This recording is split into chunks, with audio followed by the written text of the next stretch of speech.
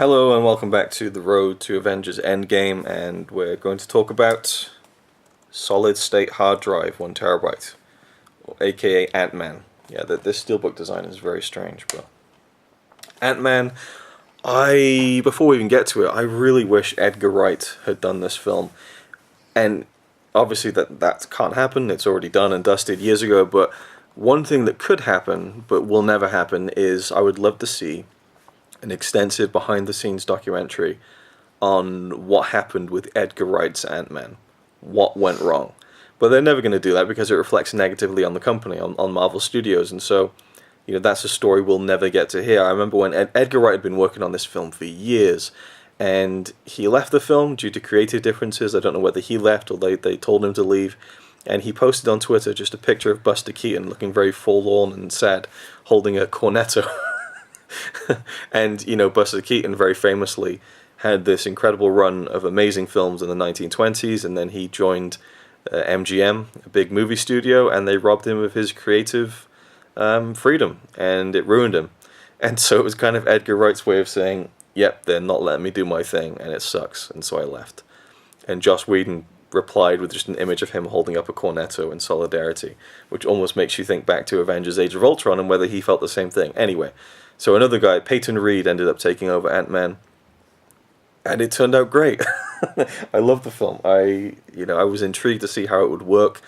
The concept seemed outlandish, but then again, we are dealing with a universe in which we have a talking raccoon and a walking tree and all this kind of thing.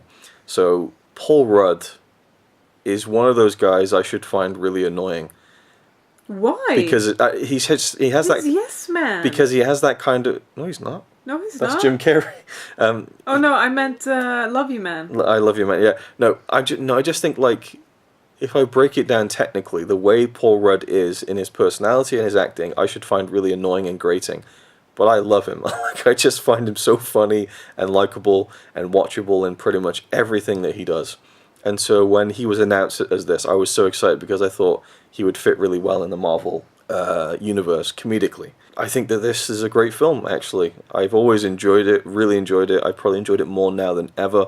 I think I really appreciate that every main character in this film is so well written in terms of where they stand in the story, what they feel about everything that's going on.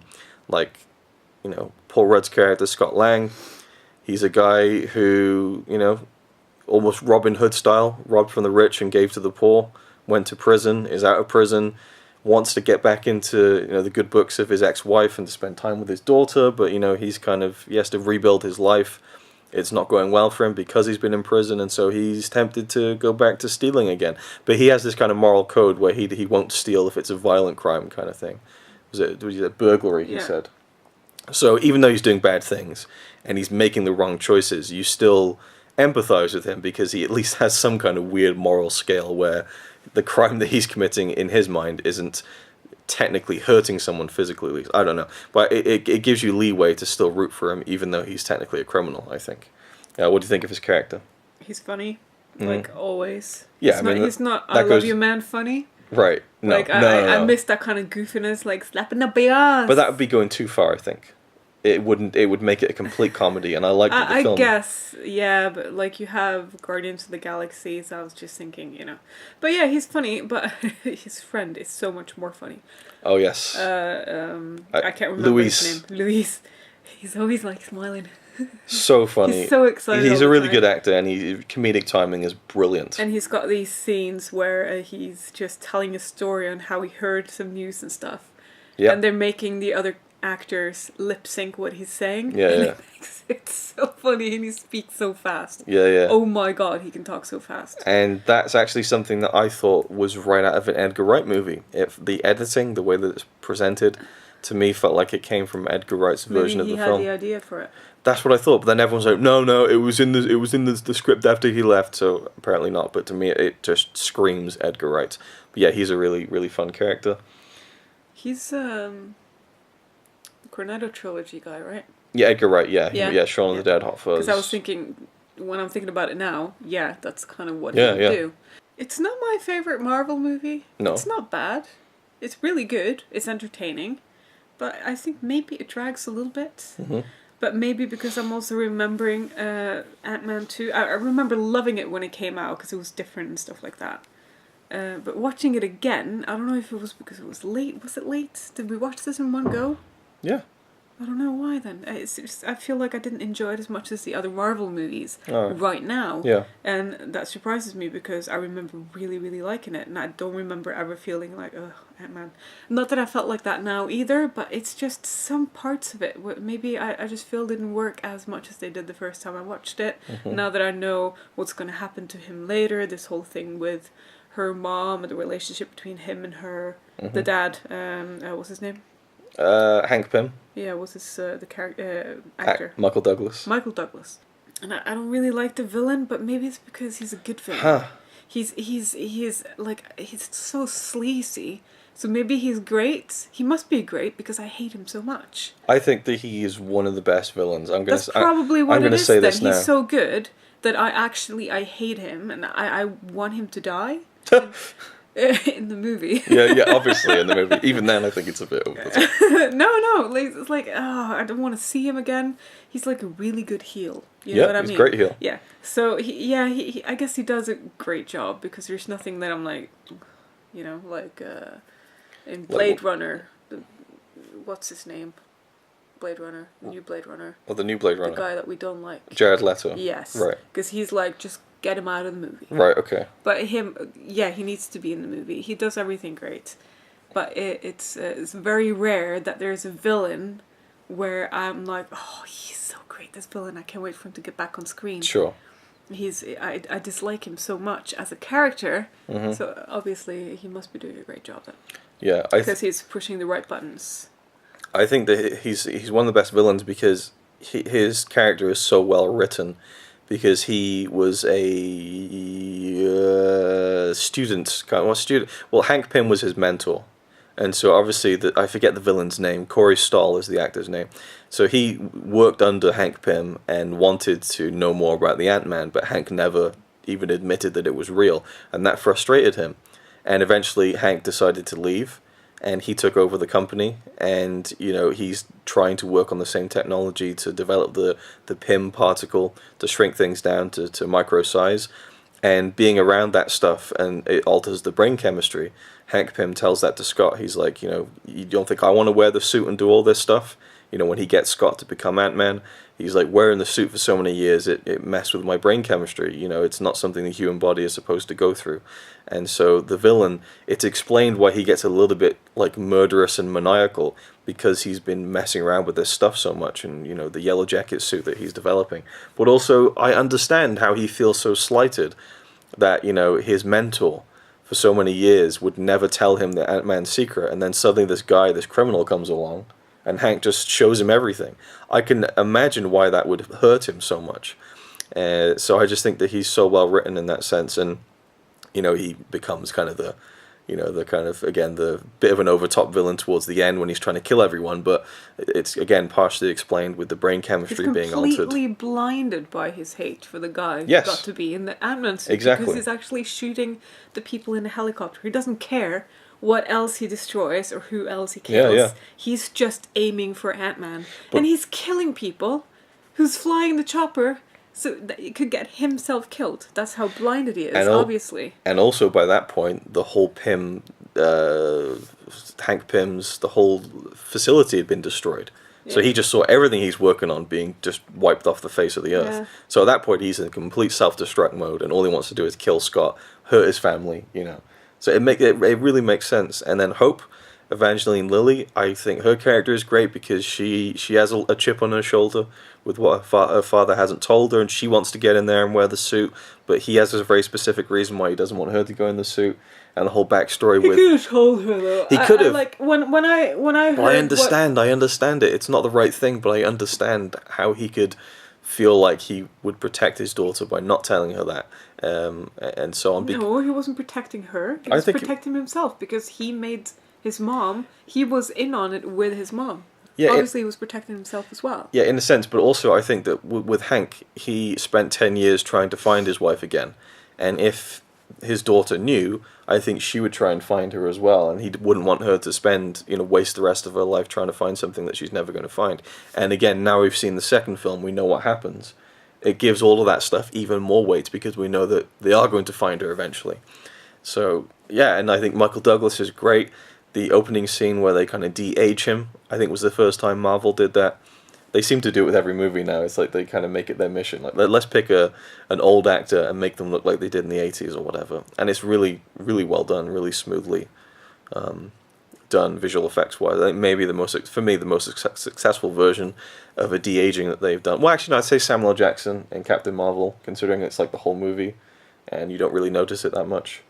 That's because you get used to it. You get used to it, perhaps. In the beginning, you're kind of like, I suppose, yeah. Anyway, that's a whole other thing. But and there's another scene that reminds me of an Edgar Wright film, is when Yellow Jacket and Ant-Man are inside a briefcase that falls out of the helicopter, and he says, "I'm going to disintegrate you," and the iPod whatever is like playing Disintegration by The Cure, and this song comes on, and it felt like an Edgar Wright movie. It cuts outside the briefcase, and we hear the song very lightly, and you just see the laser beams firing out from all angles. Yeah, and the Thomas the Tank Engine scene as yes, well. That was so funny. Where it's like, it's so massive, and it sounds so loud, and then you see it from our perspective. And it just falls off the track. And it's just like, yeah, so funny. And I love all that kind of the shrinking down to small size and the scale and everything, and it's just really fun and funny, and I believe in all the stakes of all the characters. So watching it again, I appreciate it even more.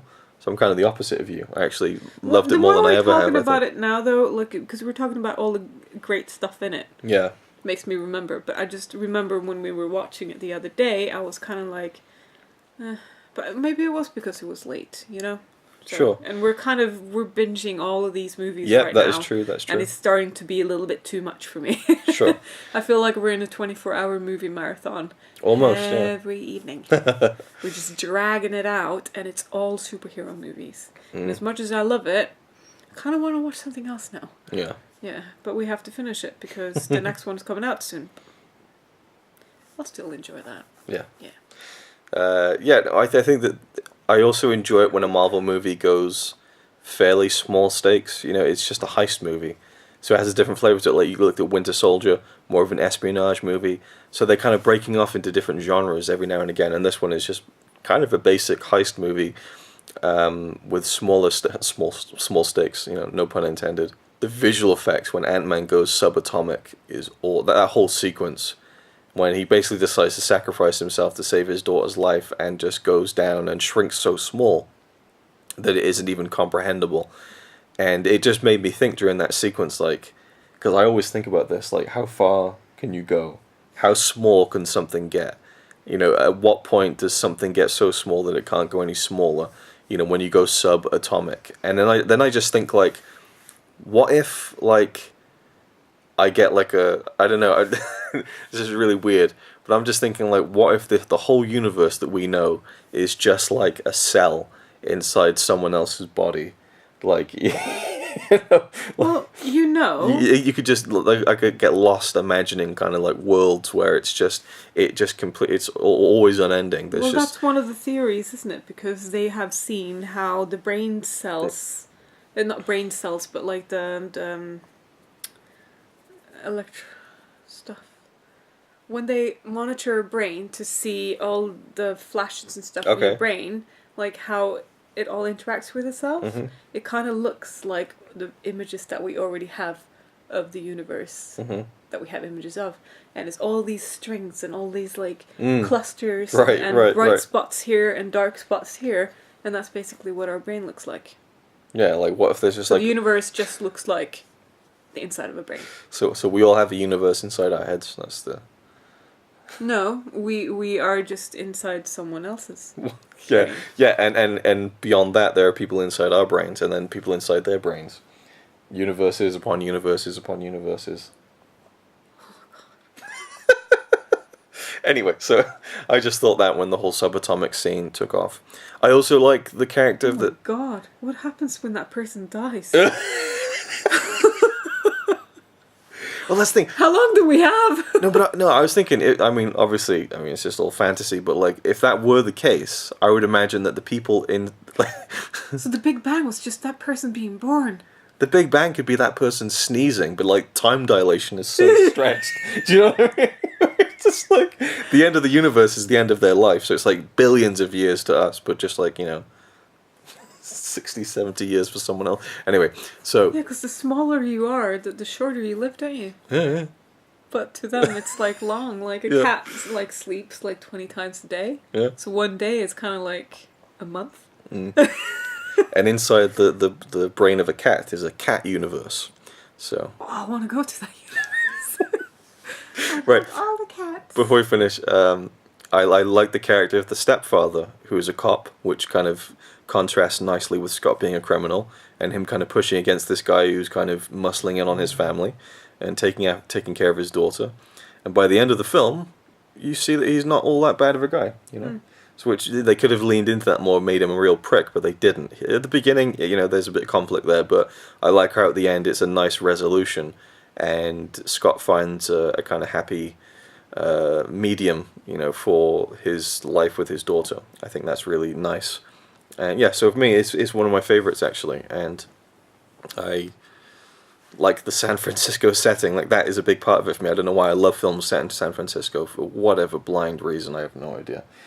One of my favorite parts of the film is when Hank is kind of trying to recruit Scott to be the next Ant-Man, and there's this thing that he needs to, the yellow jacket, it needs to be stopped, and Scott is like, I got an idea, why don't you call the Avengers? Which is just like the natural reaction. If you lived in a world where the Avengers existed, you would say, we'll call the Avengers. And so I like that they addressed that, also made it a joke at the same time. And I think Michael Douglas's comedic timing surprised me in the film in that sense as well. I think he does a good job of standing next to Paul Rudd and being funny, but in a different way. He kind of plays the straight man and is funny in that sense too. So I think that's another highlight of the film for me. And so I'm glad that Michael Douglas did this, because it isn't a film you'd expect to see him in.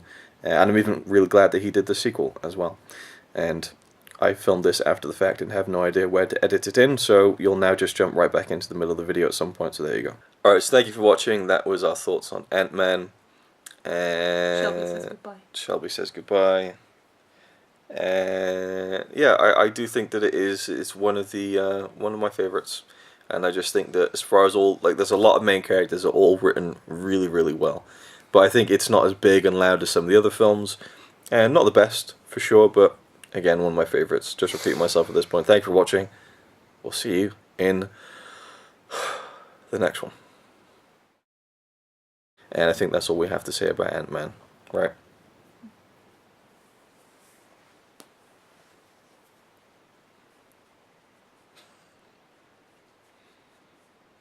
What's this? Nothing. Alright, so, like...